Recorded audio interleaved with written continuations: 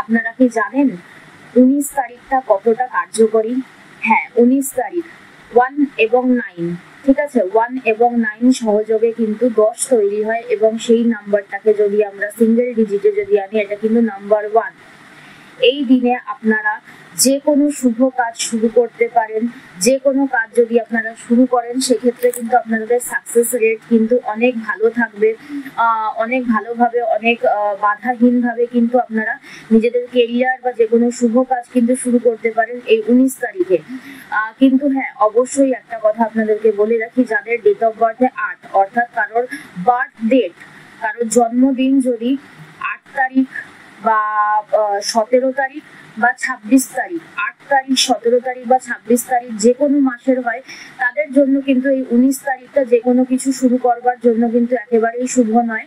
আপনারা এই দিনে শুরু করবেন না। বাদ বাকি যে কোনো ডেটস, বার্থ ডেটস রয়েছে, যেটা 8 তারিখ, 17 তারিখ বা 26 তারিখ বাদ দিয়ে যে কোনো বার্থ ডেটস এর মানুষরা কিন্তু এই 19 তারিখে নিজেদের যে কোনো শুভ কাজ কিন্তু শুরু করতে পারেন। সেটা আপনার ব্যবসা হতে পারে, আপনার চাকরি হতে পারে, আপনি কোনো কিছু শুরু করতে চাইছেন বা কোনো কিছু এগোতে চাইছেন, সেই জিনিসটা কিন্তু আপনারা শুরু করতে পারেন এই 19 তারিখে।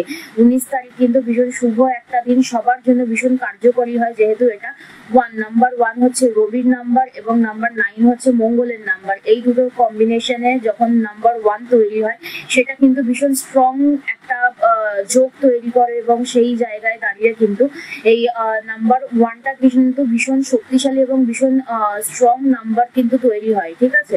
তো এই ডেটে যারা যারা যে কোনো কাজ শুরু করবেন, সেটা ব্যবসা হোক বা যে কোনো কাজ হোক না কেন, পরীক্ষা দিতে যাওয়া বা যে কোনো কিছু শুরু, রিলেশনশিপের শুরু, কিন্তু হ্যাঁ, অবশ্যই যেটা বললাম যে যারা যারা 8, 17 বা 26 তারিখে যারা যে কোনো মাসের জন্মেছেন, তারা এই দিনটাকে অ্যাভয়েড করবেন। বাদ বাকি সবাই কিন্তু এই 19 তারিখে কিন্তু নিজেদের যে কোনো শুভ কাজ বা যে কোনো কিছু আপনারা যদি মনে করছেন শুরু করতে চাইছেন, সেটা কিন্তু আপনারা করতে পারেন। তো আজকের টিপস ছিল এটাই। আমাকে সবাই জানাবেন যে আপনাদের এই টিপসগুলো, ছোট ছোট টিপসগুলো কেমন লাগছে, এবং যদি আপনারা যদি জানেন, আপনাদের যদি এগুলো যদি ভালো লাগে, আপনারা নিজেদের প্রিয় পরিজনদের সাথে আপনারা শেয়ার করতে পারেন এবং তাদের কাছেও পৌঁছে দিতে পারেন এই ছোট ছোট টিপসগুলো। এগুলো ফলো করে তারাও অনেক উপকারী হতে পারবে, এবং আমাকেও অবশ্যই জানাবেন যে আপনাদের এগুলো কেমন লাগছে, এবং যদি আপনাদের কার্যকরী যদি হয়, আমি আরো নতুন নতুন টিপস আপনাদেরকে সাথে শেয়ার করব।